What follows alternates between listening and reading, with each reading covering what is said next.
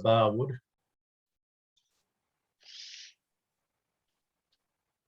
Are there any other apologies? Sorry, Angela's, I accept that. Any other apologies? Okay. Any declarations of interest? Okay. Well, welcome, Chris and Keller. Is that how we pronounce it? Your name from Timaru Herald?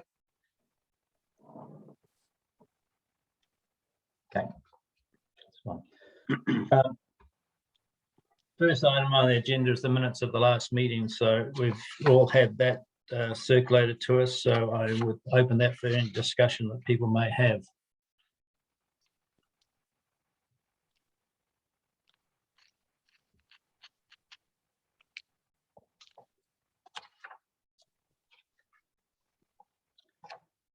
In that case, I would propose that the minutes of the Audit and Risk Committee meeting held on Tuesday, the 13th of July, 2001 be received and confirmed as an accurate record of that meeting.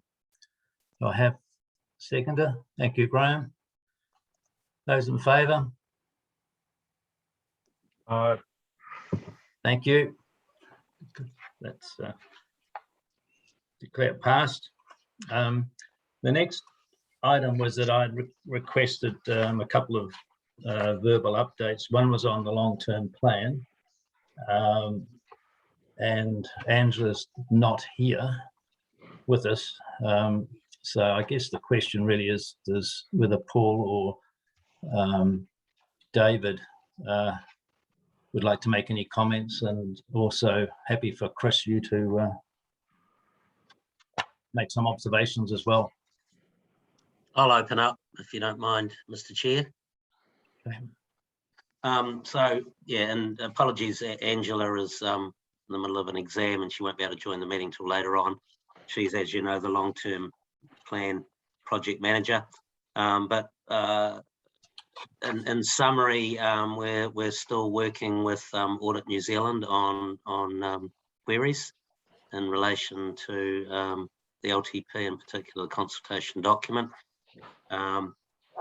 We are hoping to resolve those queries, and the aim is to look to get our consultation document adopted by the 21st of September.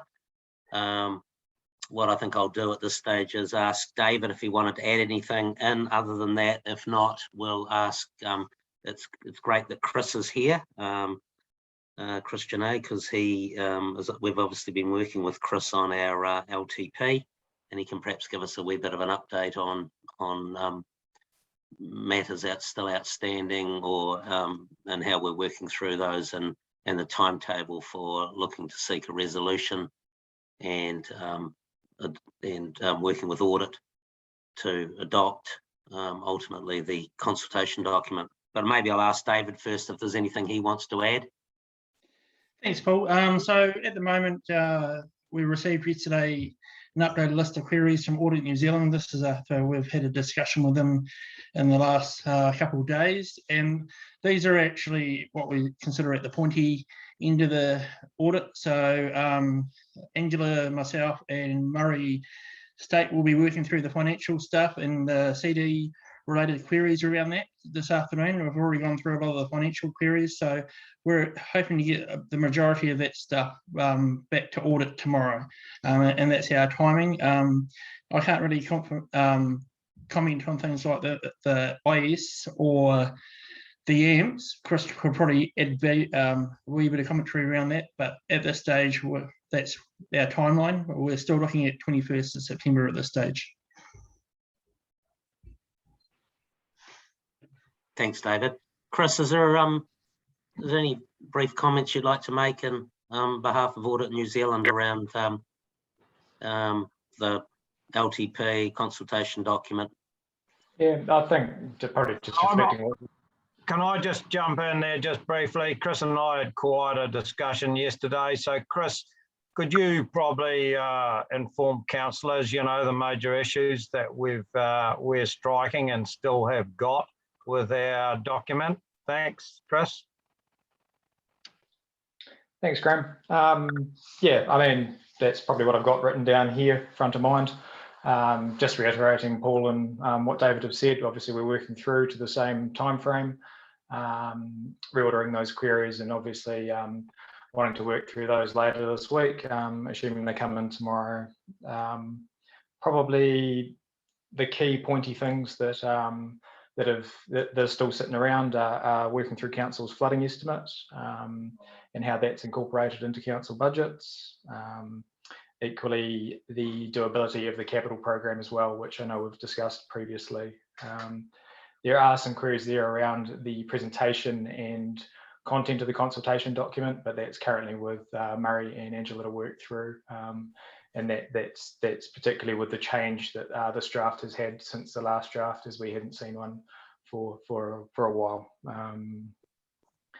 Yeah, I think those are the major things. Obviously, we're aware that we're past the deadline and of the 3 auditors reform as well. So I'm not really proposing to get into that too much, as we've discussed that previously.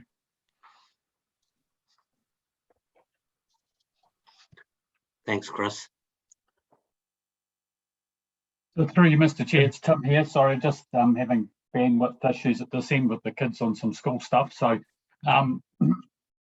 just a comment on the flooding and the doability of the capital work. So we're, and David mentioning they're working on their side of things. So just to let councillors know, look, we've got a draft response on the flooding and the doability ready to go back. Angela's just having a review of those, so we'll get that back through to Chris and his team end of day today or early tomorrow at this point.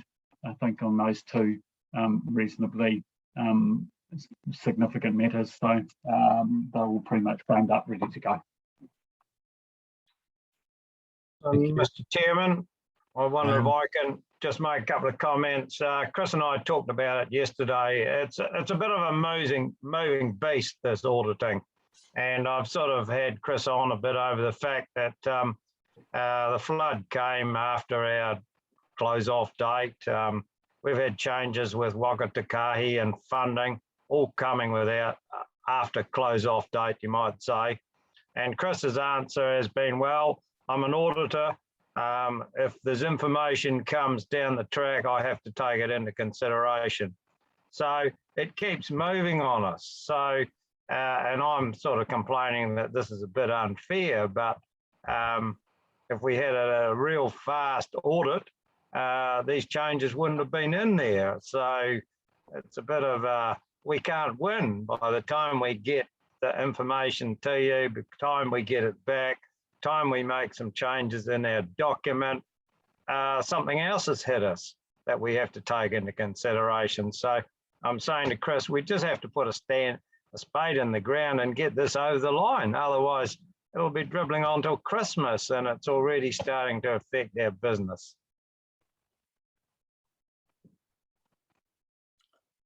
Did you want to respond to that, Chris? I've already responded to Graham yesterday when I spoke to him, so I think he knows how I feel.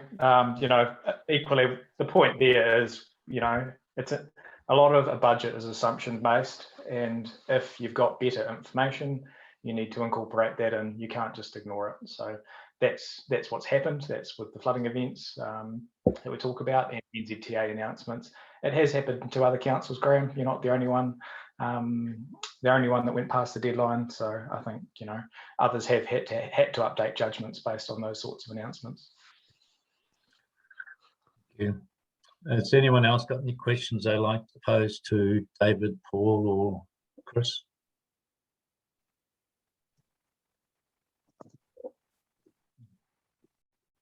Well, thank you then. The next item I had there was health and safety, but I probably should have been under public excluded, so I'm going to defer that until we go into public excluded. So at that stage, we do have to go into public excluded. Because I have someone to propose that, please.